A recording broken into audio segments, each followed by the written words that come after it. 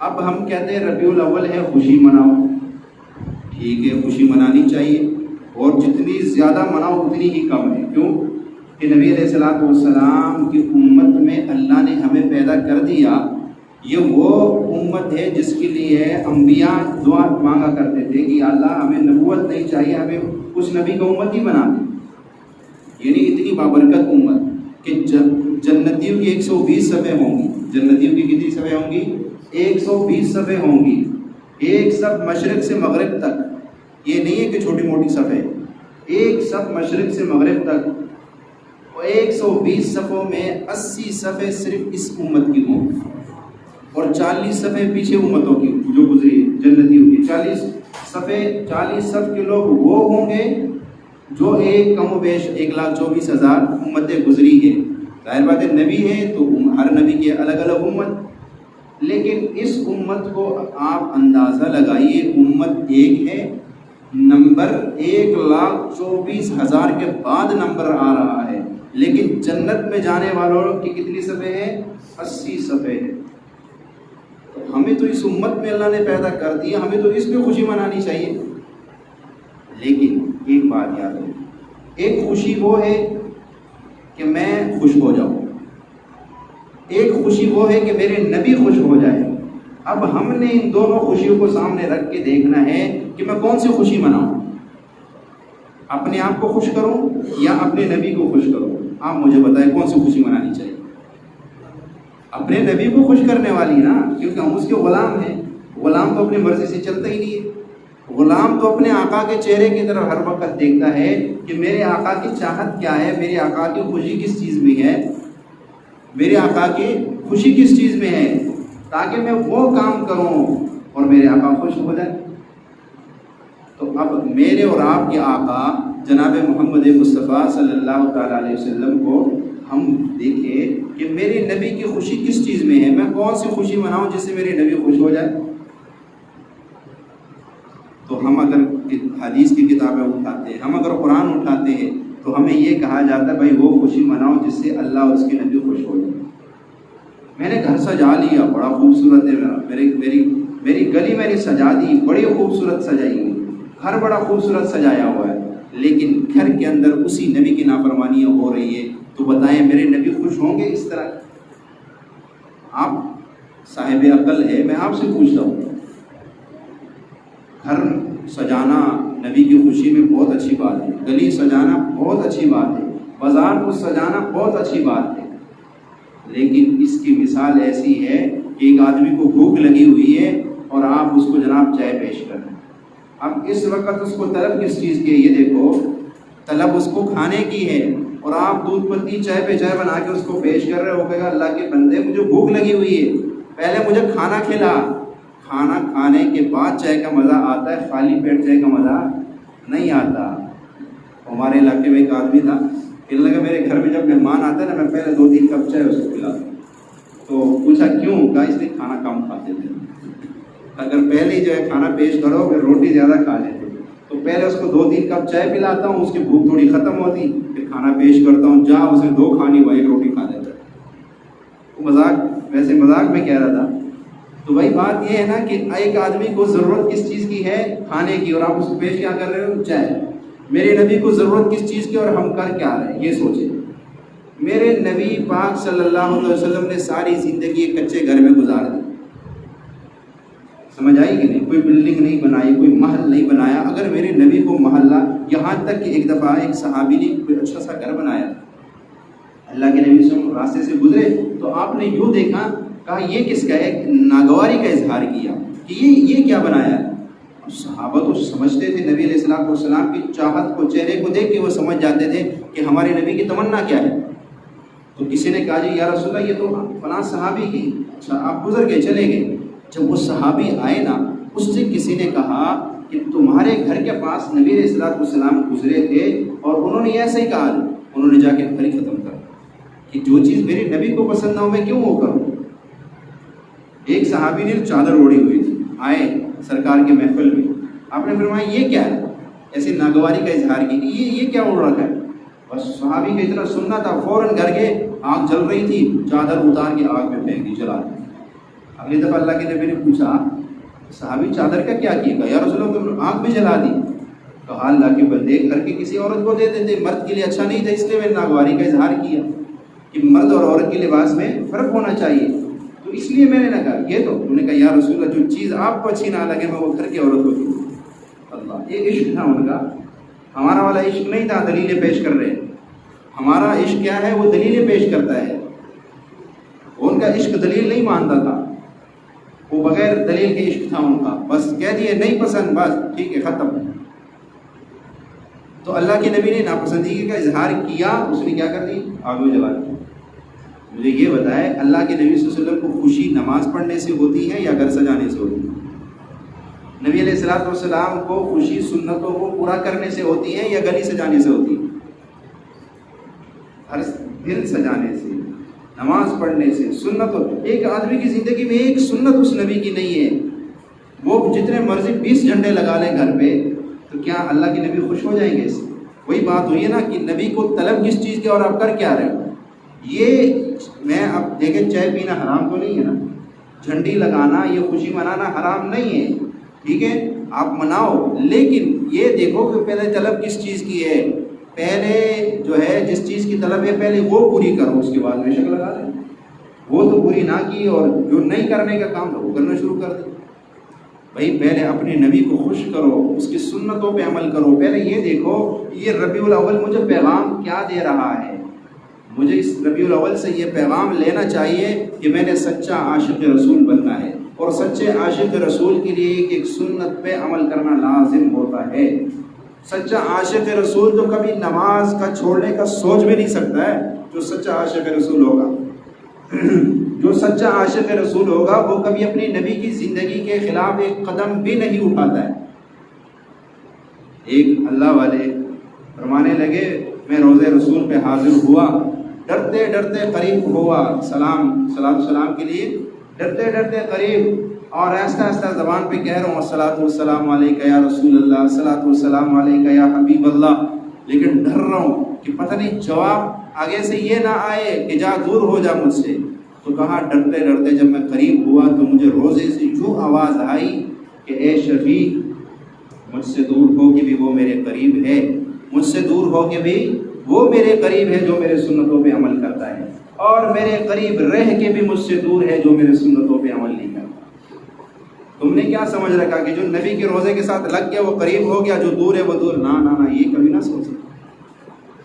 جو سنتوں پہ عمل کر رہا ہے وہ چاہے مغرب میں بیٹھا ہوا ہے چاہے مشرق میں بیٹھا ہوا ہے، وہ نبی کا قریب، اس کو قرب ملا ہوا ہے نبی کا، اس کے تار جڑی ہوئی ہے نبی کے ساتھ.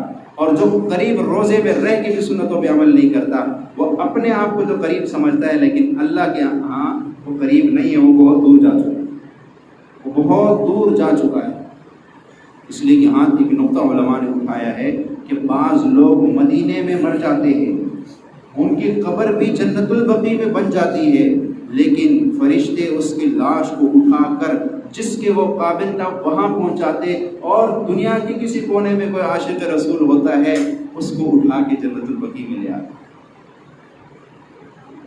یہ راستے عشق سے طے ہوتے ہیں، یہ راستے محبت سے طے ہوتے ہیں، یہ راستے اطاعت سے طے ہوتے ہیں. یہ راستے اس سے نہیں کہ سال میں ایک دن اپنے دل کو خوش کر لیا اور بس سمجھا کہ بس اب تو میرا نام پکا لکھ لیا گیا عاشق رسولوں میں، پھر پورے سال نہ نماز کی پرواہ، نہ سنتوں کی پرواہ، نہ کسی چیز کی. یہ اپنے آپ کو تو بندہ تسلی دے دے گا، لیکن اللہ تعالیٰ کو یوں نہیں راضی کیا جا سکتا. اللہ کو راضی کرنے کے لیے اس نبی کی ایک ایک ادا کو اپنانا. اور اللہ نے ہمارے نبی پاک صلی اللہ تعالیٰ علیہ وسلم کو ہر ادا اس کی محفوظ کر دی. ہر ادا اللہ جل جلالہ نے ہماری نبی کی محفوظ کر دی. تو نبی علیہ الصلوۃ والسلام کی آمد کا مہینہ تھا. فرمایا کہ جب اللہ کے نبی صلی اللہ تعالی وسلم جس گھڑی اس دنیا میں تشریف لائے، جس گھڑی، تو حضرت آمنہ فرماتی ہیں کہ جب اللہ کے نبی تشریف لائے نا تو سارا کمرہ روشن ہو گیا، اور فرمایا کہ مشرق سے مغرب تک سارے پردے ہٹ گئے اور میرے سارے کائنات کا ایک دم دیدار کر لی. جب بچہ پیدا ہوتا ہے تو ختنہ نہیں وہ ہوتا ہے، جب بچہ پیدا ہوتا ہے تو اس کے ساتھ، بلکہ بچے کی پیدائش سے پہلے ہی گندگی نکلتی ہے، پھر بچہ جب پیدا ہوتا ہے پھر اس کے ساتھ گندے بچے کو نہلانا پڑتا ہے. لیکن اللہ کے نبی کے بارے میں آتا ہے ولیدہ مختونا، آپ ختنہ شدہ پیدا ہوئے. اور حضرت آمنہ فرماتی ہیں کہ اللہ کے نبی صلی اللہ علیہ وسلم جب پیدا ہوئے تو پاک صاف تھے، بالکل پاک. اور یہاں تک کہ جب آپ کمرے میں جہاں پہ حضرت آمنہ لیٹی ہوئی تھی اور جہاں آپ جو آپ کی جائے پیدائش تھی، جب آپ اپنی جائے پیدائش میں ماں کے پیٹ سے دنیا کے پیٹ میں منتقل ہوئے، سارا کمرہ خوشبو سے معطر ہو گیا، سارا کمرہ خوشبو سے معطر ہو گیا. اور اللہ کے نبی صلی اللہ علیہ وسلم جو یعنی ماں کے پیٹ سے دنیا کے پیٹ میں بستر میں منتقل ہوئے، آپ ایک دم سجدے میں گئے. اور سجدہ ایسا کیا ہے، ایسا نہیں ہے کہ بچہ الٹا ہو جائے نا، بالکل جیسے آدمی سجدہ کرتا ہے ایسی ہی سجدے میں ہوئے اور پھر یوں سیدھا ہوئے اور انگلی جوں کی اوپر. اللہ کی توحید کو بیان کرنا تھا تو پہلے دن ہی وحدانیت کی انگلی اوپر کر دی. اور سنو، میرے نبی آئے تو سجدے میں گئے، جاتے ہوئے بھی کیا کہا؟ میری امت نماز نہ چھوڑنا. آئے بھی سجدے میں اور جاتے ہوئے بھی نماز کے بارے میں بار بار کہہ رہے. حضرت عائشہ رضی اللہ عنہا فرماتی ہے کہ نبی علیہ السلام کا آخری لمحہ تھا، آپ کے ہونٹ ہل رہے تھے، میں نے اپنے کانوں کو ہونٹوں کے ساتھ لگایا، ہونٹ مبارک سے کیا آواز آ رہی ہے؟ تو دو آواز تھی، اور میری امت نماز نہ چھوڑنا، اور میری امت نماز نہ چھوڑنا، اور اپنے غلاموں کے ساتھ اچھا سلوک کرنا. یہ دو بول آخری وقت میں تھے. میرے نبی آئے تو سجدے میں، جاتے ہوئے بھی تو سجدوں کی دعوت دے کے گئے. پر آج امتی کو کوئی پرواہ نہیں ہے. کئی دن کے نمازیں چھوٹ جاتی ہیں، ہمیں پرواہ ہی نہیں ہوتی ہے. نماز کو بھی اب گناہ کوئی سمجھتا ہی نہیں ہے. ایک دن میں ایک نماز پڑھ لی، جمعے کی پڑھ لی، وہ بڑی بات ہے. سنو تو صحیح، اپنے نبی کا غم کیوں نہیں اپناتے ہو؟ اپنے نبی کا درد کیوں نہیں اپناتے ہو؟ اگر واقعی اس نبی کے سچے امتی ہو، اس نبی سے سچی محبت کرتے ہو، تو پھر آج کے بعد یہ تہیہ کر لو کہ جو ہستی آتے ہوئے بھی سجدے میں گرے اور جاتے ہوئے بھی سجدوں کا کہہ کے گئے، انشاءاللہ یہ سجدے تادم آخر تک نہیں چھوٹیں گے اور کرتے رہیں گے انشاءاللہ. ہاں، یہ سجدے نہیں چھوٹیں گے. مجھے بتائیں کہ ایک آدمی نے ساری زندگی پیسے جمع کرتے کرتے کرتے آخری وقت میں وہ یہی وصیت کر کے جاتے، بچوں پیسے میں نے بڑی محنت سے کمائے ہیں، ان کو ضائع نہ کرنا. کیوں؟ ساری زندگی اس نے پیسوں کے لیے کوششیں کی، بھاگ دوڑ کی، اور آخری وقت میں وہ یہی وصیت. میرے نبی نے ساری زندگی لوگوں کو سجدوں کی دعوت دی. ایک اللہ کے آگے سجدے میں گر جاؤ، اور جاتے وقت بھی کہا میری امت اس سجدوں کے خاطر میرے اوپر پتھر برسائے گئے، اس سجدوں کے خاطر میری بیٹیوں کو طلاقیں ہوئی ہے، اس سجدوں کے خاطر شیخ ابی طالب میں 3 سال مجھے قید رکھا گیا، اس سجدوں کے خاطر میری رشتہ داریاں مجھ سے ٹوٹ گئی، اس سجدوں کے خاطر مجھے مکے سے مدینے کی طرف ہجرت کرنا پڑی، اور اس سجدوں کے خاطر میرے غلاموں کو میرے سامنے گلیوں میں گھسیٹا گیا، میرے غلاموں کو تپتی ریتوں پہ لٹایا گیا، میرے غلاموں کو زنجیروں سے باندھا گیا، اور میرے غلاموں کو وہ تکلیفیں دی ہے. خیال کرنا میری امت، یہ سجدے تمہیں جو مل رہے ہیں اس کے پیچھے بڑی قربانیاں ہیں، یہ بغیر قربانی کی نہیں تمہیں ملے ہیں. لہٰذا ان سجدوں کی قدر کرنا، ان سجدوں کو نہ چھوڑنا، ان کی قدر کرنا. تمہیں نہیں پتا ان سجدوں کے پیچھے کتنے خون بہا ہے، ان سجدوں کے پیچھے کتنی بیویاں بیوہ ہو گئی، ان سجدوں کے پیچھے کتنے معصوم بچے یتیم ہو گئے، ان سجدوں کے پیچھے میرے نبی کے پاک اور پاک باز اور مطہر اور طاہر بچیوں کو طلاقیں ہوئی ہے. اور آج تم نے اس سجدوں کو اتنا ہلکا لے لیا کہ 10 روپے کے گاہک کے پیچھے نماز چھوڑ رہے ہو، 10 روپے کے خاطر نماز چھوڑ رہے ہو، چھوٹے سے کام کے پیچھے نماز چھوڑ رہے ہو.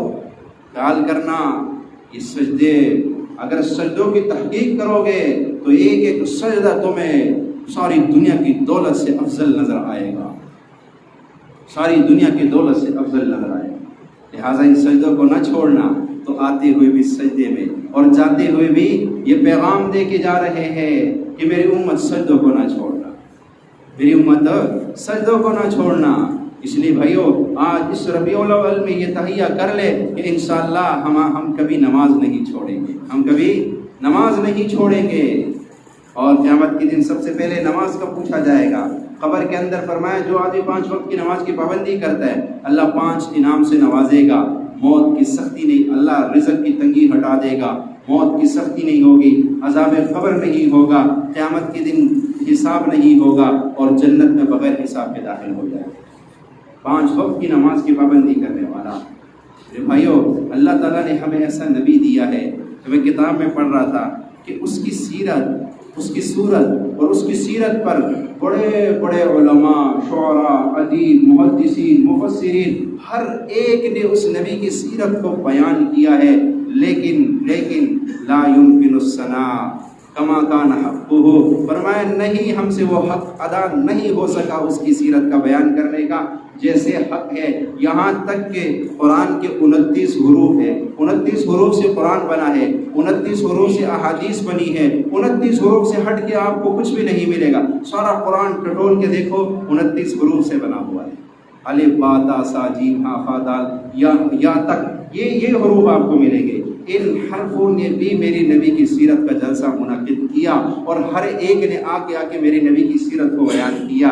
کتابوں میں لکھا ہے الف نے کیسی سیرت بیان کی، با نے کیسی بیان کی، تا نے کیسی بیان کی۔ الف نے کہا اللہ کا نبی آ رہا ہے، با نے کہا بانی اسلام آ رہا ہے، تا نے کہا تاجدار حرم آ رہا ہے، سا نے کہا سرود والا آ رہا ہے، جیم نے کہا جلیل القدر، خا نے کہا حبیب اللہ، خا نے کہا خاتم النبیین، دال نے کہا داعی اللہ، زال نے کہا ذالک الکتاب، اور را نے کہا رحمت للعالمین، زا نے کہا زمانے کا امام، سین نے کہا ساقی کوثر، شین نے کہا شافی محشر، صاد نے کہا صدق و امین والا، ضاد نے کہا ضعیفوں کا والی آ رہا ہے، فا نے کہا فسق و فجور کا مٹانے والا آ رہا ہے، اور قاف نے کہا قرآن والا آ رہا ہے، کاف نے کہا کملی والا آ رہا ہے، لام نے کہا لا الہ الا اللہ والا آ رہا ہے، میم نے کہا محمد الرسول اللہ آ رہا ہے، واو نے کہا والضحیٰ کے چہرے والا آ رہا ہے، ہاں نے کہا ہادی آ رہا ہے، یا نے کہا یتیموں کا والی آ رہا ہے،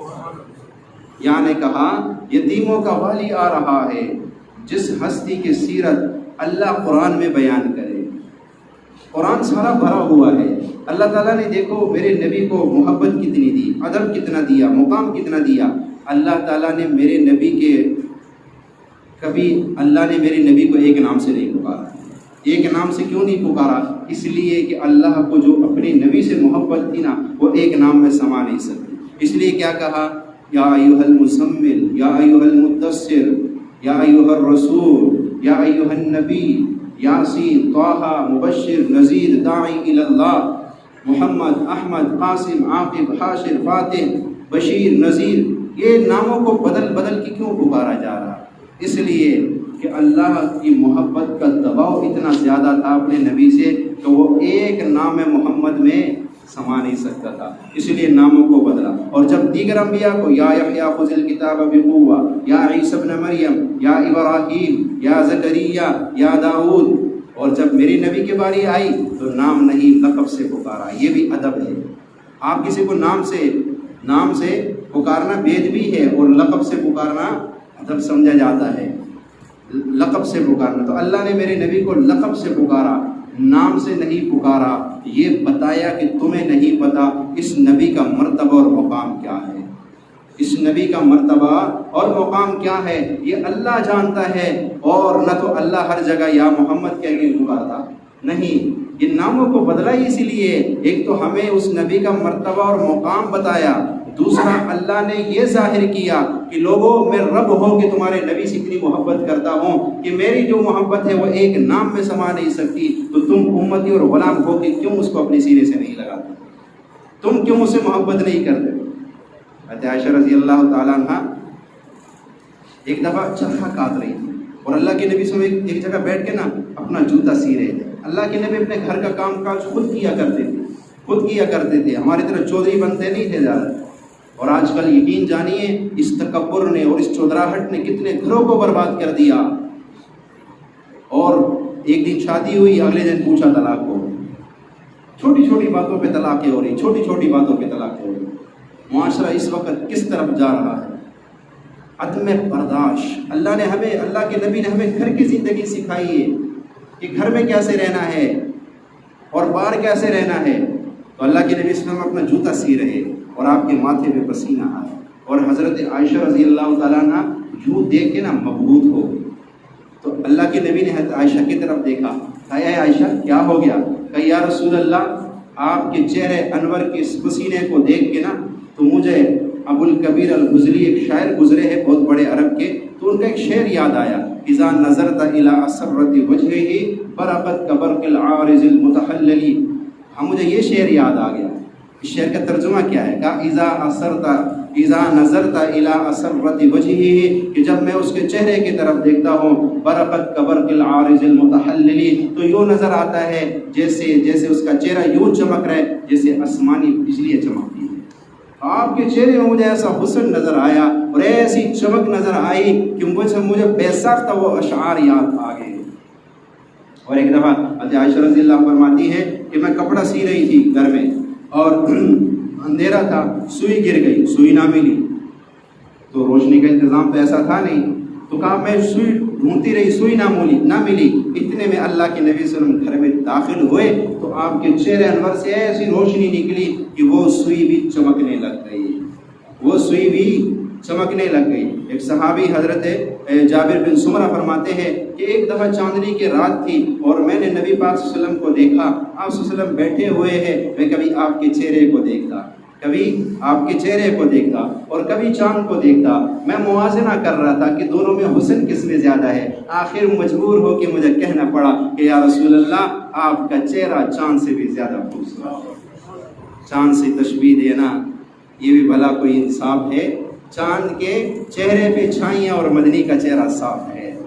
اور شاعر کہتا ہے نازا ہے جس پر حسن وہ حسن رسول اللہ ہے، یہ کہکشاں تو آپ کے قدموں کے دھول ہے، یہ کہکشاں تو آپ کے قدموں کے دھول ہے۔ جس حسن پہ ناز کرتی ہے وہ حسن رسول اللہ ہے۔ اللہ نے ایسا حسین و جمیل نبی ہمیں عطا کیا کہ ہر شاعر نے آ کے جب میرے نبی کی سیرت کو پڑھا، جب میرے نبی کے چہرے انور کو دیکھا تو اس سے رہا نہ گیا اور مجبور ہو کہ وہ آپ کے مدح میں اور آپ کی سیرت کو اور آپ کی صورت کو بے ساختہ اشعار میں بیان کرنا شروع ہو گیا۔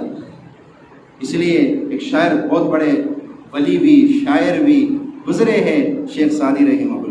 شیخ سعدی رحمہ اللہ نے اللہ کے نبی کی شان میں ایک بہت بڑا قصیدہ لکھا، اور لکھتے لکھتے جب یہاں پہنچا نا، بلغ العلا بکمالہ کشف الدجی بجمالہ حسنت جمیع خصالہ، اب 3 جملے لکھے، اگلا سمجھ میں نہ آئے کہ آگے کیا ملاؤں تاکہ فقرہ صحیح طرح مکمل ہو جائے۔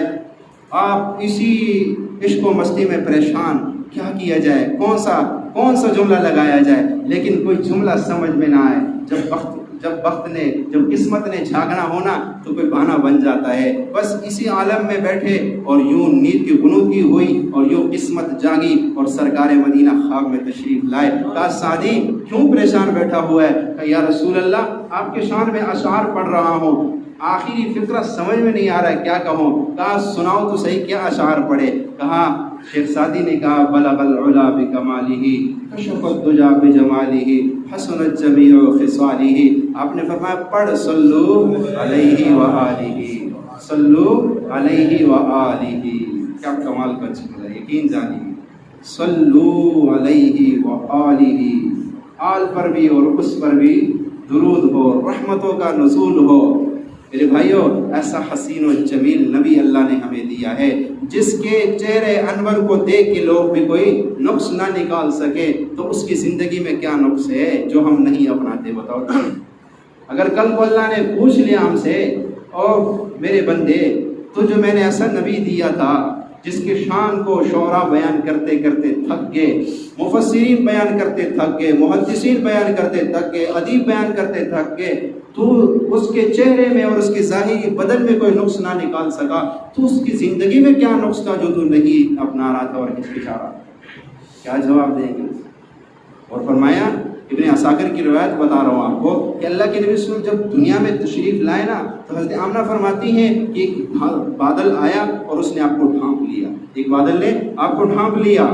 سنو اس نبی کی شان کہ جب دنیا میں تشریف لائے تو امی کیا فرماتی ہیں، ایک بادل نے آپ کو ڈھانپ لیا، اور اس بادل سے آواز آئی طوفوا بہا بالمشارق والمغارب، اس بچے کو مشرق اور مغرب میں پھیلا دو تاکہ لوگوں کو اس کا نام اور اس کی صفت کا پتہ چل جائے اور اس کی سیرت کا پتہ چل جائے۔ اور پھر اس بادل سے آواز آئی وَأَعْطُوهُ خُلْقَ آدم، اس کو آدم کا اخلاق دے دو، وَشُجَاعَةَ نوح، اور نوح علیہ السلام کی شجاعت دے دو، ورضاء اسحاق، اور اسحاق کی رضا دے دو، واستسلام اسماعیل، اور اسماعیل علیہ السلام کی قربانی دے دو، وحلت ابراہیم، اور ابراہیم علیہ السلام کی دوستی دے دو، وشدت موسیٰ، اور موسیٰ علیہ السلام کی سختی دے دو، وحب دانیال، اور دانیال علیہ السلام کی محبت دے دو، ولحن داؤد، اور داؤد علیہ السلام کی آواز دے دو، وقلب ایوب، اور ایوب علیہ السلام کا دل دے دو، ولحن داؤد، اور داؤد علیہ السلام کی آواز، وطاعت یونس، اور یونس علیہ السلام کی اطاعت دے دو، وعصمت یحییٰ، اور یحییٰ علیہ السلام کی پاکدامنی دے دو، وزہد عیسیٰ، اور عیسیٰ علیہ السلام کا زہد دے دو، واغمسوہ فی اخلاق النبیین، اور اس بچے کو تمام انبیاء کے اخلاق میں ہوتا دے۔ سارے نبیوں کے کمالات اللہ نے میرے نبی کے اندر جمع کر دی۔ اللہ نے ہر نبی کو معجزے دی، کسی کو 1 دیا، کسی کو 2 دیے، کسی کو 3 دیے، اور میرے نبی کو اللہ تعالیٰ نے وہ تمام معجزات عطا کر دیے جو اللہ نے دیگر انبیاء کو دیے۔ دیگر انبیاء کو اللہ نے جو معجزات دیے، اللہ نے وہ سارے معجزات میرے نبی کے اندر کر دی، بلکہ اس سے بھی زیادہ عطا کر دی۔ میرے نبی علیہ السلام یوں گزرتے تو پتھر بول پڑتے تھے السلام علیکہ یا رسول اللہ، درختوں سے گزرتے تو درخت جھک کے سلام کیا کرتے تھے السلام علیکہ یا رسول اللہ، اور جو ہے آپ کسی درخت کی طرف اشارہ کرتے تو وہ درخت اپنی جگہ چھوڑ کے آپ کے قدموں میں آ جاتا تھا۔ انسان تو انسان، آپ کے تو حیوانات بھی بادشاہی تھی اور حکومت تھی، اس لیے کتاب فطرت کے سرورق پر جو نام احمد رقم نہ ہوتا، کتاب فطرت کے سرورق پر جو نام احمد رقم نہ ہوتا، یہ نقش ہستی ابھر نہ سکتا، وجود لوح و قلم نہ ہوتا، عرب نہ ہوتا، عجم نہ ہوتا، ارے کچھ بھی نہ ہوتا اگر وہ شاہ امم نہ ہوتا، اگر وہ شاہ امم نہ ہوتا۔ اس لیے اپنی زندگی کا اٹھنا بچھونا عشق رسول کو بنا لو، یقین کرو کامیاب ہو جاؤ گے۔ دنیا میں فرشتے تمہیں سلام کریں گے اگر اس دل کو اس نبی کے عشق سے معمور کر لیا، اگر اس دل میں اس نبی کی محبت بٹھا دی، دنیا میں فرشتے آ کے تمہاری زیارت کریں گے اور فرشتے تمہیں اپنے آنکھوں سے نظر آئیں گے۔ اللہ وہ دنیا تم پہ کھولے گا جو تم نے سوچا بھی نہیں ہوگا، جو تم نے سوچا بھی نہیں ہوگا، اللہ وہ دنیا تم پہ کھولے گا۔ اور یہ عشق رسول یہ مانگنے سے اور طلب سے آتا ہے، یاد رکھو، یہ اپنے اندر طلب پیدا کرنے سے آتا ہے، اور جتنا سنتوں پہ عمل کرو گے اور جتنی سنتوں سے محبت کرو گے اتنا ہی عشق رسول میں مقام میں بڑھتے چلے جاؤ گے، بڑھتے چلے جاؤ گے۔